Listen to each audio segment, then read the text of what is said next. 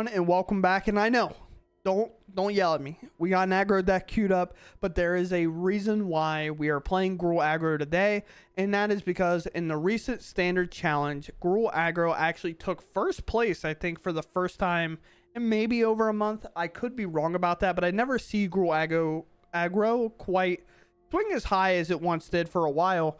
But here we are. We finally peaked back at the top of the challenge. This list ended up going 9-1 overall. There was a sideboard and everything. It'll be in the deck description below.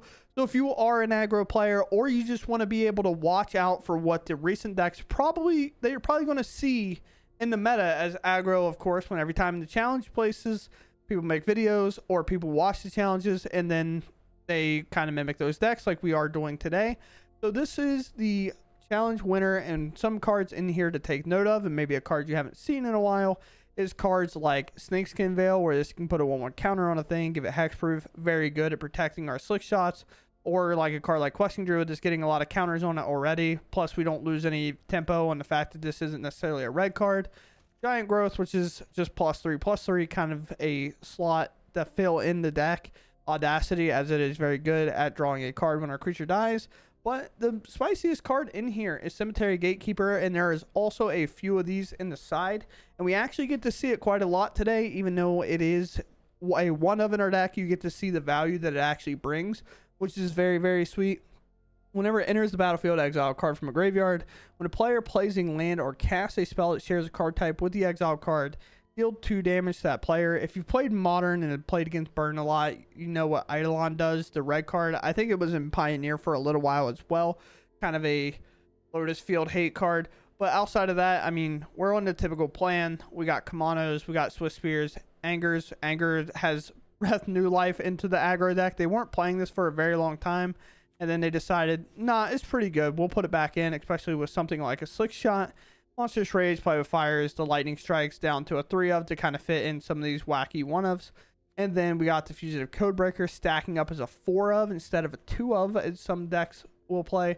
And then 4 Slick Shots with 4 Questing Druid being kind of that fill our hand back up, sort of. Obviously, those cards go into exile, which is very cool with this mechanic. But outside of that, we're going to go ahead, hop into the games. They're very quick today, and that just goes to show how fast aggro games can go and how fast you can really climb the ladder with something like this deck. So let's just go ahead, hop out there and game. And if you enjoy my content, please be sure to subscribe. I truly appreciate it. It helps out the channel a ton, and I'll catch you all out there. Okay. I mean, what more do you want, you know?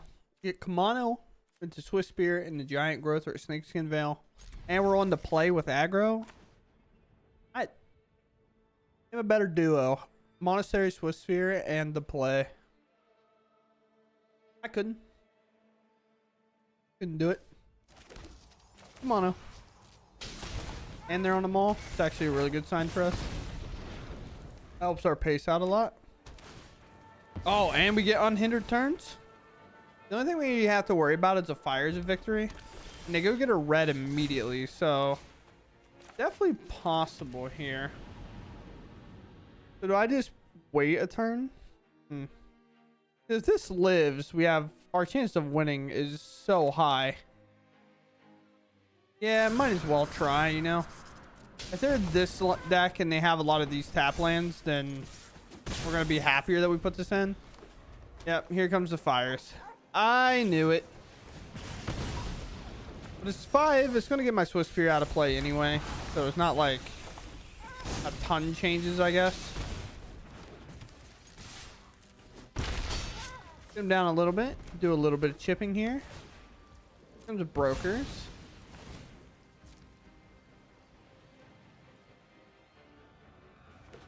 Also, this is an instant speed spell, so even if I would have plotted our other card, we'd have been in trouble. Alright, maybe another Fires of Victory. I'm gonna do it on Swift Spear here. Nice, nice, nice.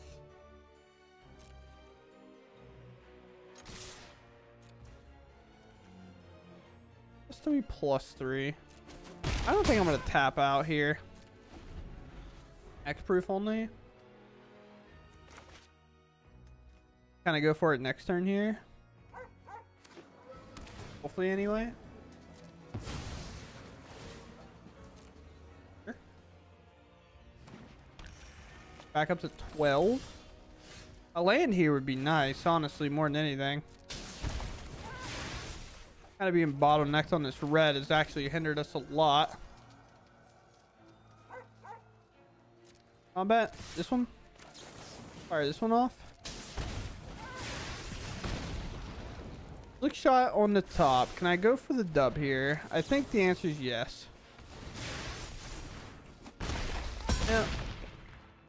I don't know what the priority hold was, or if they were just trying to bait that they had something, but we get the win regardless. Slick shot might have been slightly aggressive, but I think if they don't have a Fires of Victory there, like, we're upping our chance to win that game phenomenally. But taking that risk, I think it's eh. When it goes first, my hand's pretty meh, so I'm gonna throw it back. I'll keep, but at least this time we have like 2 lands. I think the only card to really kind of get rid of here, probably the Anger, just because of how it kind of works out. Sure. I'll play Kimono. I'll be first one to go. I have the first point of damage, but I did Maul, so they have 1 extra card to work with. Slick shot, pretty bare bones, which actually works out pretty well for us because we'll just shoot it down now. That's the downside of that card, is just being like, here's 1 damage, and then I get to remove it pretty cleanly. Case of the Crimson Pulse. Okay. Fire this off a dome. See if I can't find a creature, or I'm just gonna have to ride Kimono to the Promised Land.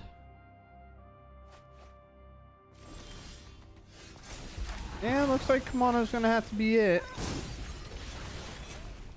At least for now, that is. Attack for 4. Big hits, big damage. Then I can cycle the Questing Druid, maybe?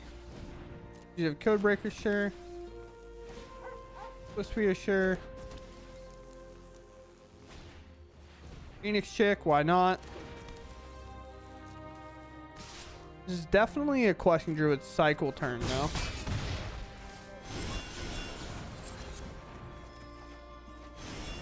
Yeah? You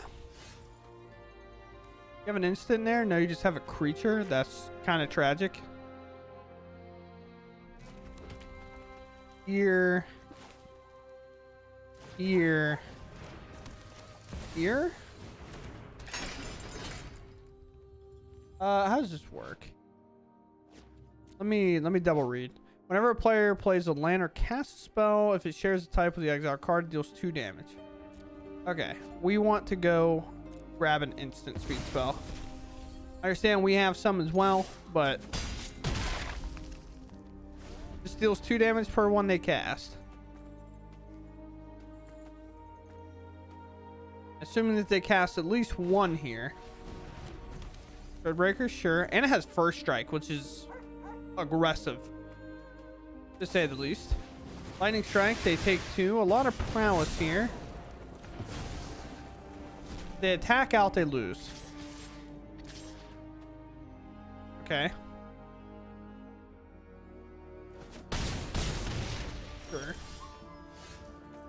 Or no, it's not. It's not close. Never mind. I lied.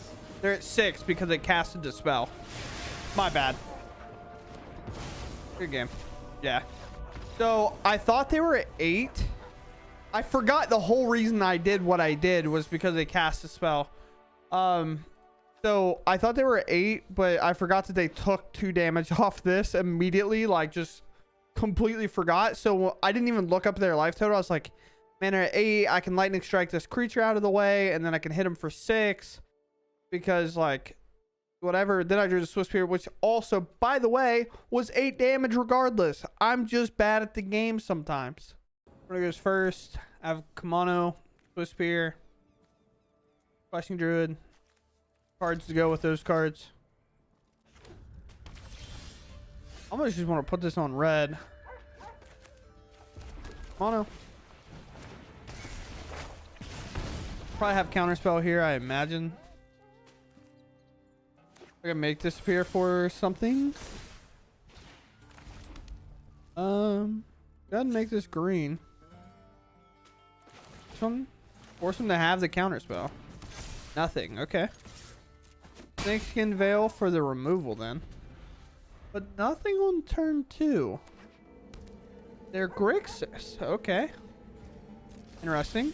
Nothing for 3 turns is kind of crazy. Let's Ancestral Anger this, making it a little bit awkward for him. We'll take our draw. We'll move to combat with our 6 damage. Here we go. And we'll just take the value. We'll just hold up our spells.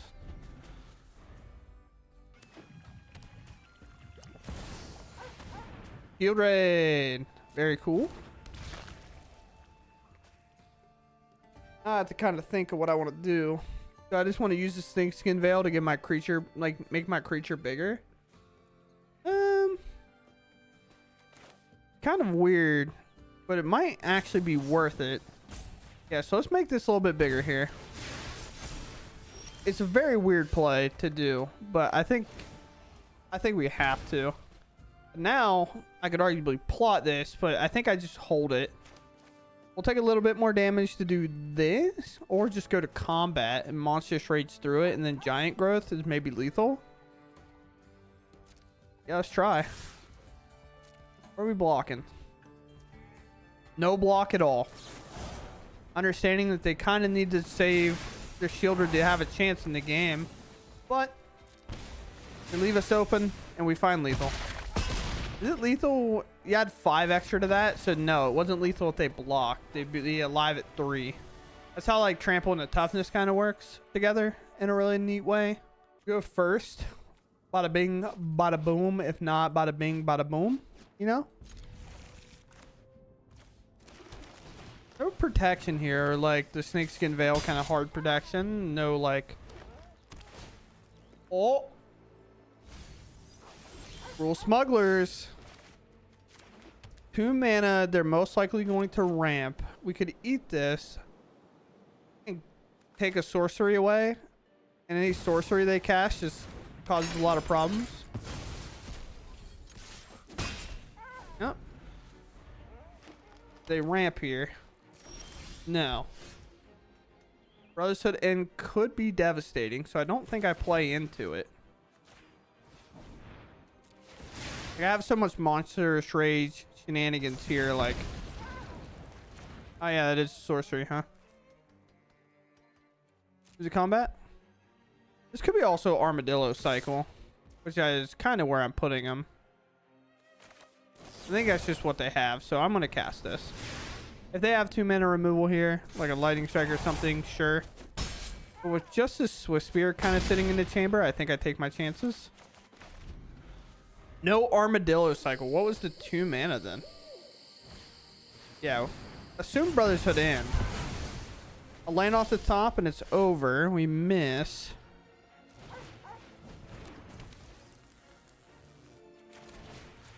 Just Audacity here. Unless my math's really bad. I don't think it's 7. I don't even think it's close. Plus 2, so 3. Plus 1. Yeah, it's definitely not 7.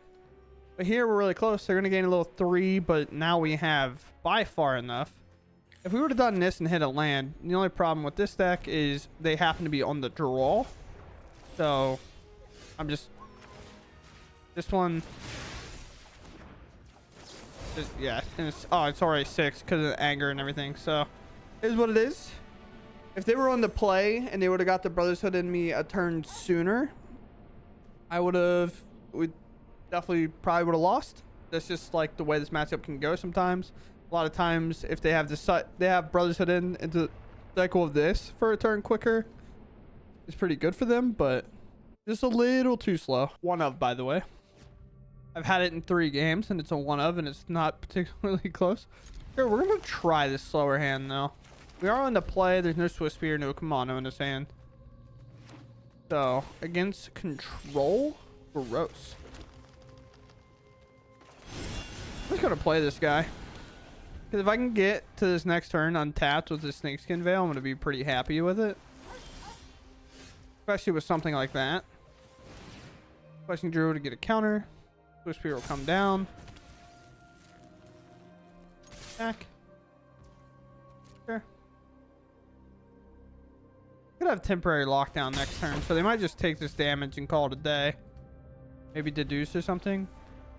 Temporary lockdown would be gross here. No, we get lucky. Very sick. Another land is actually great for us. Combat. Fun. This grows Questing Druid naturally. Might counter this. And Gonjo. Definitely protect this. Force them to remove it again. And now we're pretty close to just burning them out. This also, if they play land, can actually burn them, which is quite funny. Land here is actually not bad. But we'll play Cemetery. Do that. Pass. In turn. Any turn enders?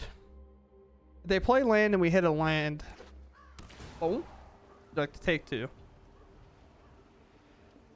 Yeah, Cemetery Gatekeeper. Very annoying.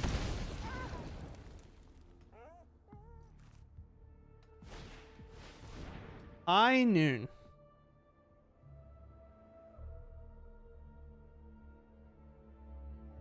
Sure. My turn. Combat. This one. Get lost. Lightning strike. On instep, we play fire them. Then we lightning strike them. Sure.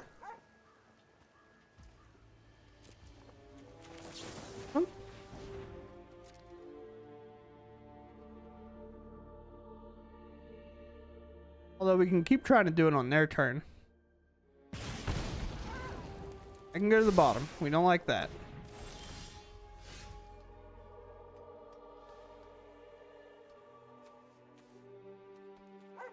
On their upkeep. If I'm going to do it, I'm going to do it on their upkeep here. I'd rather not do it when we're on their turn. Force them to have it now, I guess. Yep, I was going to say, I don't think they can go for a memory deluge there, but they sure did. So, sure, why not? We'll fire off the lightning strike. Opponent goes first. Our hand kind of sucks. I'm going to maul this. Listen, this hand looks pretty bad. I don't think it was as bad as the last one. So, I mean, if this is how our run ends. Ooh. Not good. So a lot of decks are on like ancestral angers and stuff. So we're going to go ahead and take a turn to pop this. Also, pretty bad lane to have in this matchup. Sure.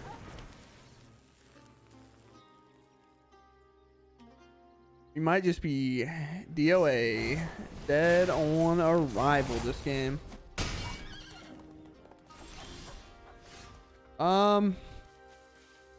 Yeah, I don't think we can keep up. So I'm just going to go ahead and concede.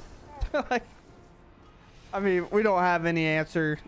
We're going to play a Kamano and wait. And then if we don't hit another land, like, we got nothing going on. All right. This is our hand. Our hand seems fine. We have 3 Gruul lands, which is actually nice. Or red-green lands.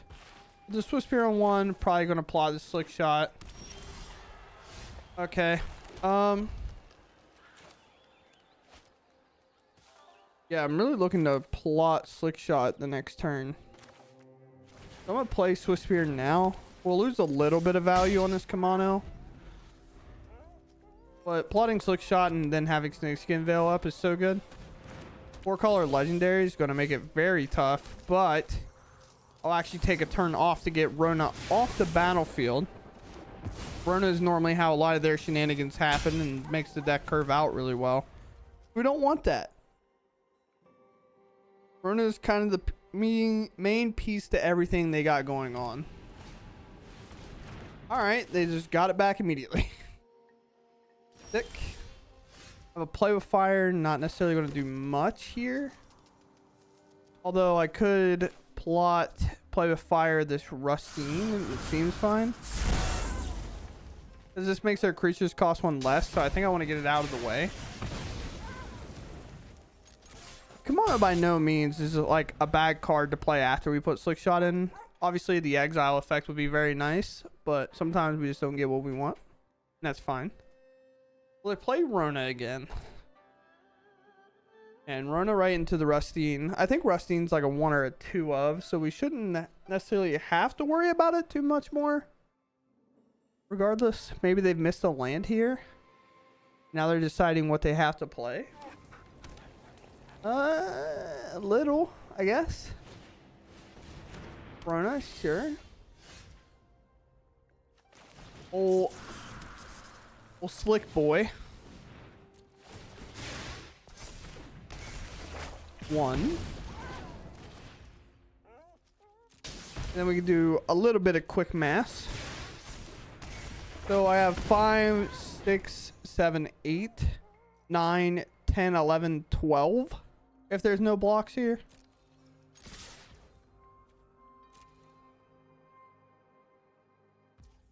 Yeah, so 5, 6, 7, 8, 9, 10, 11, plus 1 prowess is 12. Got his weight. Tough day at the office. But now if they try to like Odawara's Slick Shot or something like that, we're sitting pretty fine. No board wipes, I think, that I can recall in the deck. Looking like good odds for me here. Mana tap this, play a creature. 2 mana. Mana not looking that great. Glispear draw here is actually incredible because these Kamanos are going to make it come in as a 3/4. No. I mean, they do have white mana, but not like really good mana here. Attack.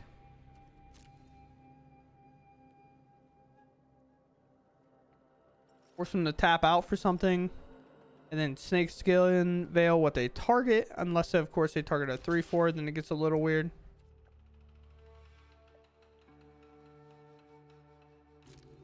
Do anything? I assume they're going to try to do something. Willing to go down the 1. Sure.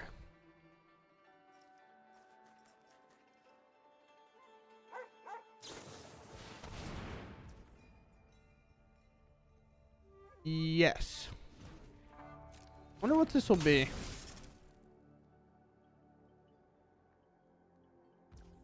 Destroy the Swiss Spear? Yes, I will take that. Pass. If they were trying to get rid of the Slick Shot, I'd be a little more concerned. But the fact that Slick Shot has flying, I don't care. And I have 2 extra creatures coming into the battlefield this turn. They're going to have to figure out something fast. Honest. Just another one here. Sure.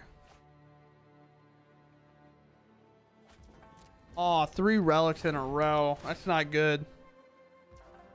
They can return another Rustine. They could play another one. Yeah, it looks like that might be the option. But it's also a free discard here.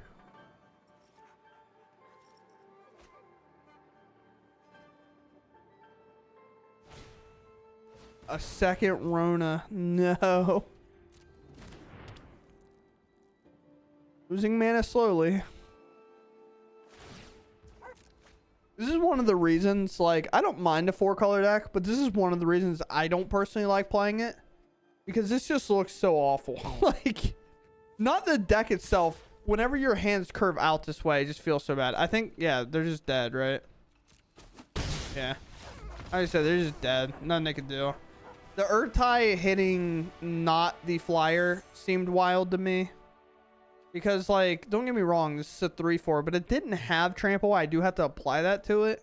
But this, you just don't have a blocker right now for it. So, I'm a little curious to see why they didn't, like, what their reasoning was not to remove the Slick Shot, but it is what it is. With that said, I think I've already played, like, 7 games with this deck, and our win rate is fairly high. I think I ended up like 6-2 or something. I don't think all the wins will be in the video because some of them are pretty like I play a thing, they die because they just didn't have a great hand. So obviously I'm not gonna put those in because it wasn't really a game. But we get to see the flexibility of the deck, and sometimes we just have to play it, you know. Obviously this deck doesn't necessarily strike my fancy too often. That's why you don't see me play it too much.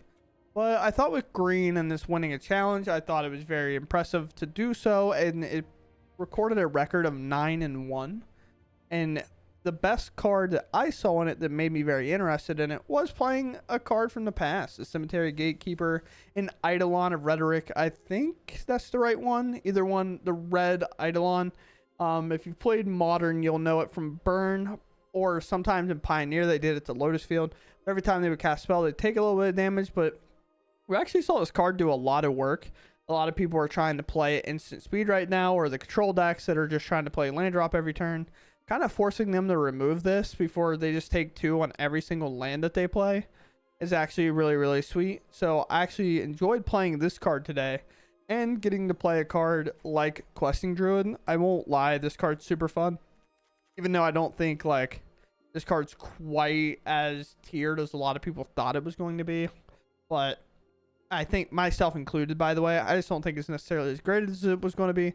But we got 4 of the Slick Shot. This card is as good as people thought it was going to be. Unanswered, this card just goes insane. As you saw there, our opponent was at a very high life total, and we're like, man, if they don't block, Thankskin Veil being cast and putting a counter on something was almost lethal. If it was any other spell, it would have been. If, like, for example, Giant Growth or, like, Monstrous Rage. But we can't always have everything, even though Mono Red seems to tend to do that a lot. At least it feels that way. Whenever they do have it, your games are really quick. But I saw this win a challenge, and I don't normally have a lot of reasons to play like an aggro deck, so I took the chance here to finally show off one that performed very, very well. The whole list will be in the description below if you're interested in it, or if you're just like looking to not just necessarily play mono red, maybe this is up your alley.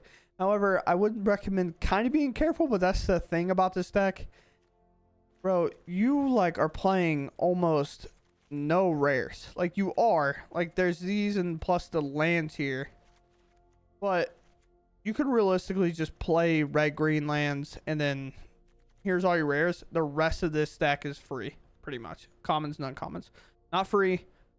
I understand starting an arena account, commons and uncommons are hard to come by, but eventually, like, you'll stack like 200-300 of them. So normally these will be fine to craft, but this stays rotation wise, this stays rotation wise, and this stays rotation wise. This, however, will not. I think Spear might be, but Kamano's finally gone. I think this card's the best card in red sometimes. Like, this card makes me so upset. I think it's deceivingly good, and people underestimate this card.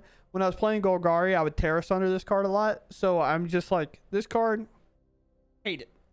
Buffs their creature, shoots you for 1 and your Planeswalker, and then flips into a creature that then exiles things that have been dealt damage. This Kamano's annoying. Hate this card. But outside of that, Gruul, very good win rate. If you want to play aggro, maybe this is up your alley. It's not super hard to craft if you've already got your kind of aggro cards crafted, because most likely you already have Slick Shot, Fugitive crafted. And if you don't want to craft Questing Druid, don't necessarily have to play Gruul. That's why Mono Red's so good and best one. So outside of that, hope you all enjoyed regardless, and I'll catch you in the next one. Thanks for watching, and goodbye.